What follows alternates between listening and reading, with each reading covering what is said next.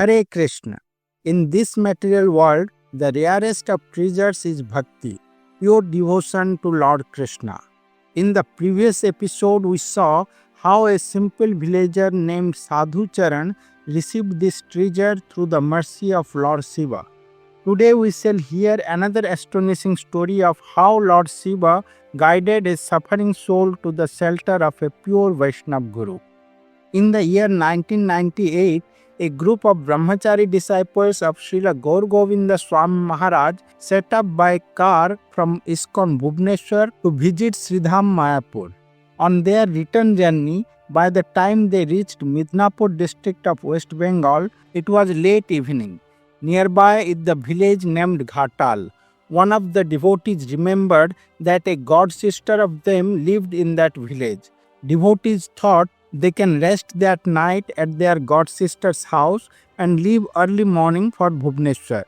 His Grace Upendra Mishra Prabhu recalls, "We reached the village and asked around for Varangada Devi Dasi's house, but no one seemed to recognize that name. We tried asking if there was any ISKCON devotee living there, but no villager seems to know much about ISKCON.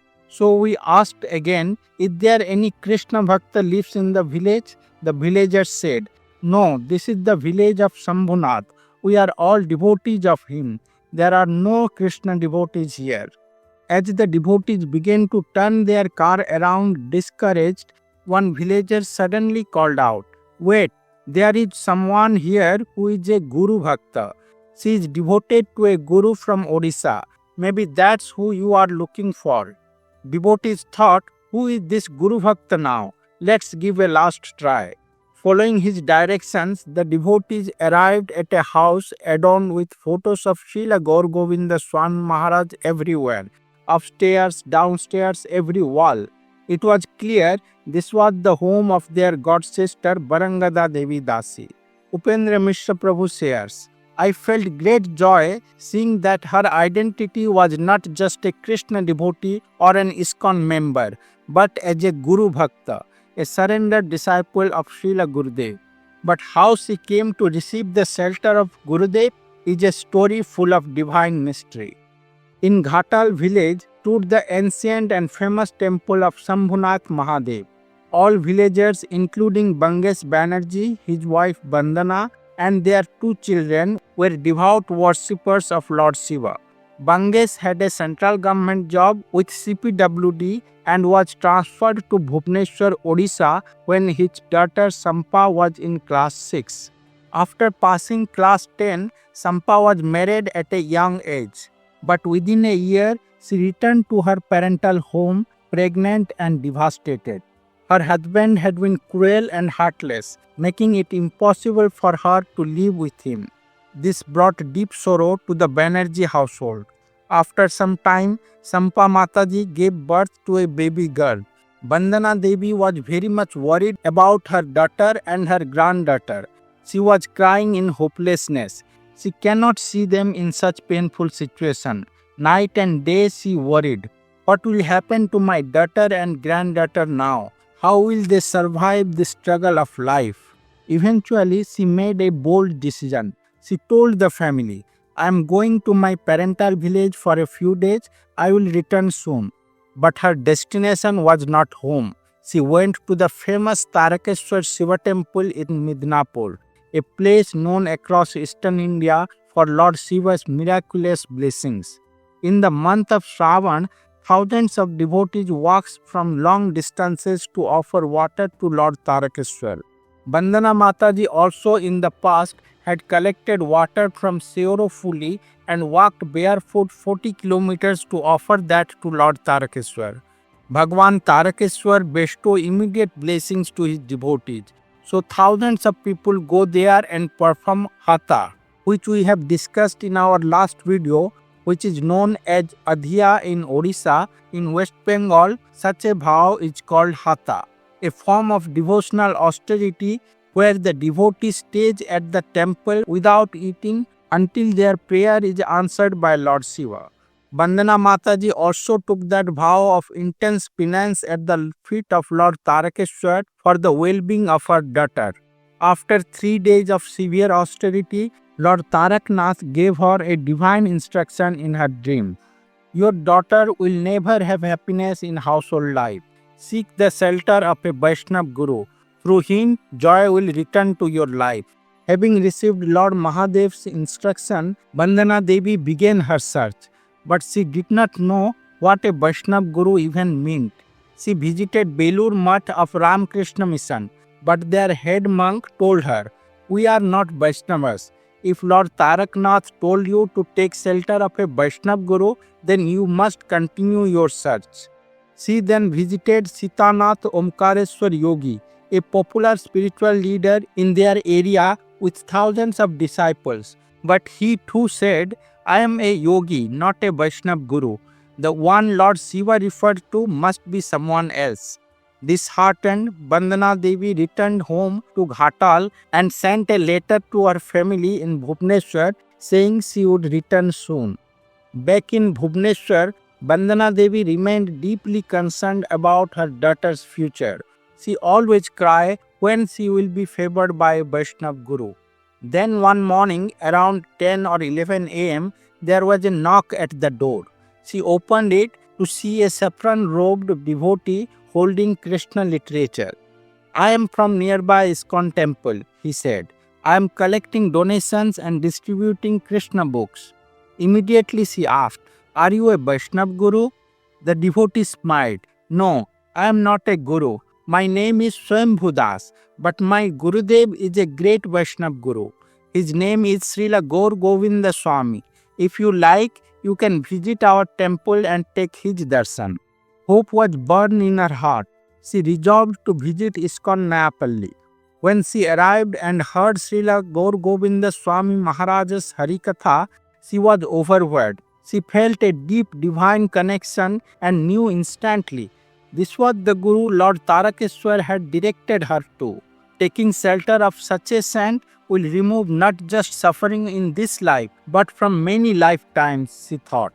She began regularly visiting the temple with her daughter and granddaughter offering services. She was eager to take initiation, but Srila Gaur Govinda Swami Maharaj was very strict. He tested aspiring disciples over years before granting them Diksha. One day she humbly begged Srila Gaur Govinda Swami Maharaj, "Please accept me as your disciple." Gaur Govinda Swami Maharaj replied, "Mostly Bengalis cannot live without eating fish. Surely you also eat. I cannot give you Diksha." These words struck her like thunder. She sat outside Srila Gurudev's kutir crying all day. That night, around midnight, Srila Gaur Govinda Swami Maharaj finished translating Srila Prabhupada's books, came outside, and saw her still sitting and weeping. Moved by her sincerity, he called her and said, "All right, at the next Diksha ceremony, I will initiate you. Now go home." Sampa, now known as Sarada Devi Dasi, recalls, "That night we threw away all our old utensils, both cooking and eating ones, as they had once touched fish. We bought new ones, cooked bhoga and offered it to Krishna as prasadam." Bandana Mataji received initiation and was named Barangada Devi Dasi. Sarada Devi recalls, "The family began serving at the temple day and night.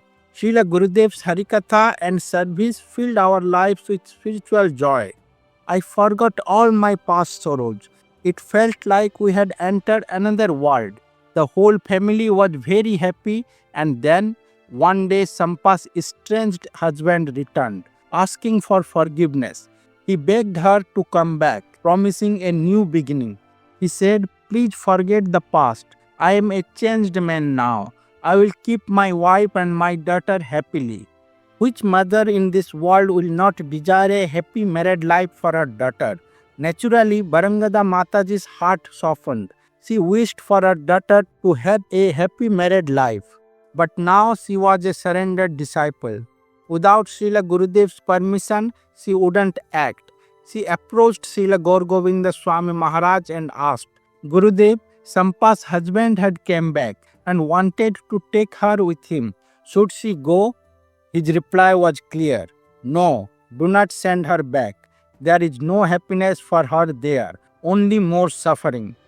Her heart desired to see her daughter happy with her husband. She thought, if she doesn't go back, what will become of her life? What will happen to her little girl? Will they have to live without a husband and a father? But she also knew that Srila Gurudev had divine vision, past, present, and future, and she had complete faith in her Guru. So when Srila Gaur Govinda Swami Maharaj did not give his permission, Barangada Devi Dasi, instead of immediately refusing her son-in-law, first spoke to Sampa. Gurudev does not want you to go back with him. What do you want to do? Sampa replied, if Gurudev doesn't want it, then I won't go. I only do what Srila Gurudev's desire. And she refused her husband, saying, I will not return anymore. This is true Guru Nishtha, unwavering faith in the words of spiritual master. This is the duty of a Sat Sishya shown by Sampa and Barangada Matajis. Sampa did not return. After getting initiation from Srila Gaur Govinda Swami Maharaj, she became Sarda Devi Dasi. As Lord Tarakeswar had declared, Sarda Devi was not destined for household happiness. Her true joy lay in serving her Guru and Krishna. But Barangada Mataji forgot that illusion by the hope for her daughter's happiness.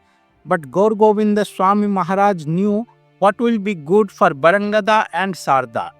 For a single woman, raising her young daughter and facing the battles of life in today's world is no easy task. In the next episode, we will hear yet another fascinating incident, how Srila Gaur Govinda Swami Maharaj removed the sufferings from the life of his disciple Sarda Devi Dasi and gifted her a life filled with devotion and divine grace. Even today, Barangada Devi Dasi, though aged, remains steadfast in her devotion and obedience to her Guru. Her life is a shining example of what it means to be a true disciple. Hare Krishna. All glories to Srila Gaur Govinda Swami Maharaj. All glories to Srila Prabhupada.